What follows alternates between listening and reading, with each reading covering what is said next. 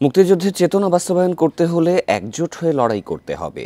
এজন্য দলমত নির্বিশেষে ঐক্যবদ্ধ হওয়ার আহ্বান জানিয়েছেন রাজনীতিকেরা।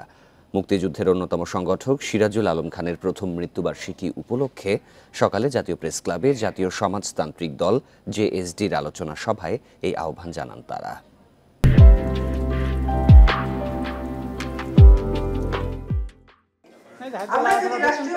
রাষ্ট্রীয় নীতি নির্ধারণ সহ সব পর্যায়ে রাজনৈতিক দলের সঙ্গে শ্রমজীবী সহ সব শ্রেণী পেশার মানুষের প্রতিনিধিত্বের কথা বলতেন মুক্তিযুদ্ধের অন্যতম সংগঠক সিরাজুল আলম খান। তার প্রথম মৃত্যুবার্ষিকীর আলোচনা সভায় এই কথা আবার উঠে আসে রাজনীতিকদের বক্তব্যে।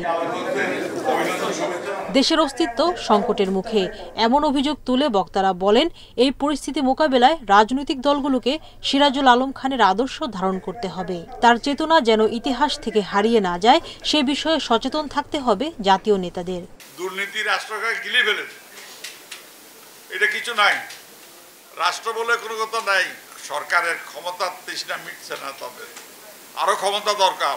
সিরাজ ভাইয়ের যে অসাধারণ যোগ্যতা ছিল, আমার কাছে খুবই অবাক লাগে। এই রকম একটা মানুষ পদ প্রদীপের আলোক থেকে দূরে থাকতেন, সবসময় লোকচক্ষুর আড়ালে থাকতে পছন্দ করতেন এবং যতবার তাকে বলা হয়েছে সবার সামনে আসতে, উনি একবারও আসেন। সভায় বিএনপির মহাসচিব মির্জা ফখরুল ইসলাম আলমগীর বলেন, মুক্তিযুদ্ধে সিরাজুল আলম খানের অবদান যারা অস্বীকার করতে চায় তারা অকৃতজ্ঞ। আমরা ভিন্ন রাজনীতি করেছি, তিনি ভিন্ন রাজনীতি করেছেন, কিন্তু ইনার যে অবদান, সেই অবদানকে কখনো অস্বীকার করা যাবে না। এবং যারা এটাকে অস্বীকার করতে চায় তারা আসলে বাংলাদেশের স্বাধীনতাকে অস্বীকার করতে চায়।